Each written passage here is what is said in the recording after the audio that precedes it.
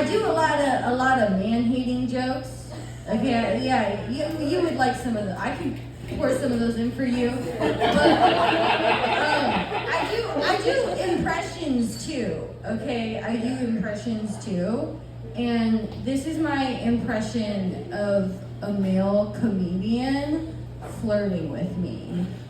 I like to choose men as my victims because you probably never experienced anything like this. Are you a man? I am. Okay, let's go keep him. Okay, so. Hey, I like your set. I think you're really funny. But even though I said that to you, I'm gonna give you a lot of unsolicited advice. Okay? I've never won any of these comedy competitions, but I get booked, okay? I'm a truth teller, alright? Yeah, you should take my advice. And I blinked out. This is what it's like when they're flirting with me. They get so flustered, you know? But I really, really like how mean you are to men. I do. I like how you make fun of them so much. I love it because I'm not going to do that because they give me opportunities. But I love it when you do it, okay? Now that you guys feeling my lifestyle, okay, what I'm doing, let me tell you, as I started to do comedy more and more, I had this really heartbreaking revelation. It really did hurt my feelings. I'm a tough person, but men have broken my heart. You know, they've gotten to me because I realized that you can be nice to a man, and he wants to fuck you, but you can be mean to a man, and he really wants to fuck you. Yeah, I thought I was gonna knock you down. I'm sorry, I'm just talking to this whole friend group. You guys are high. This is a good time. But I wanted to knock you down a couple pegs, and you just wanted to get paid. It's that's not what I was supposed to get out of this. You want to be able to choke them during sex, but then they always come quicker. It's not fair, okay? It's complicated. Yeah. Here's also an impression of men listening to my jokes when I tell these types of jokes.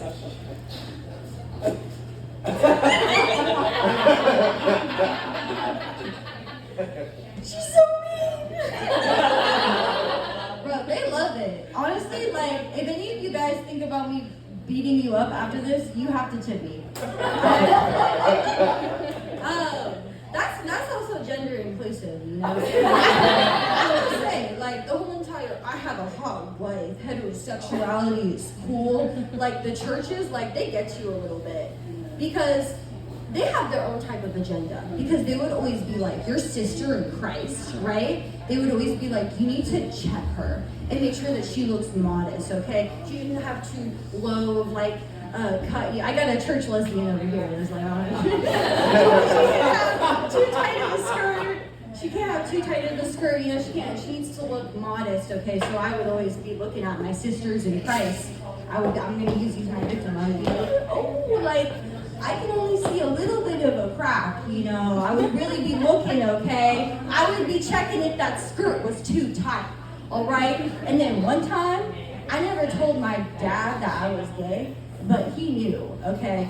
Because I used to look at these catalogs of Victoria's Secret models really intensely, and he just knew that I was a really ambitious kid. I think that a supermodel would want to date me. But one time in church, he was I'm Romanian. He was Romanian men? Ugh, but the Romanian woman? And you start to think too much in church, you know what I mean? And you start to realize that in the Bible, that John and Peter, whatever, in that Old Testament, Daniel, right? Daniel and that one guy, they were doing anal in the fields. And you start to realize church has no gay agenda because there's too much pretty women in those churches, okay? They turn me into a faggot. All right. Yeah. It's true though. You don't start thinking about women's boobs until someone's oh, they need to be covered up, and I'm why?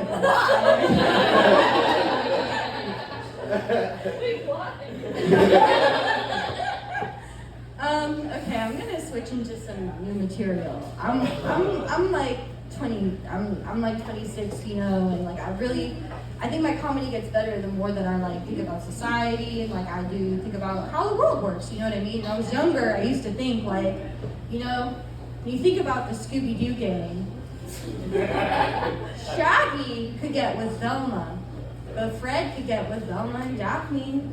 You know, and that's the analysis I have of that. I'm like, man, that's kind of like unfair. But when I really start to think about it and think about the real social dynamics, Velma was running the game, okay? Velma was the brains. Her only weakness was when she was looking for her glasses, her teammates were always like, oh, I'm gonna make you look a little bit longer because I want to stare at that ass. Because they think about it, Velma got with all of them. She was the only one. She was running the gang, okay? That's a new joke. I don't know what I just kind of like talk about like life, you know. I was watching Mulan recently. Has anybody ever seen Mulan 2? Yeah.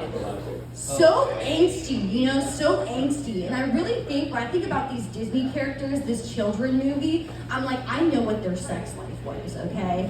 They used to spar, and whoever loses gets pegged. And I think that sometimes Shan loses on purpose, and it hurts Mulan's feelings.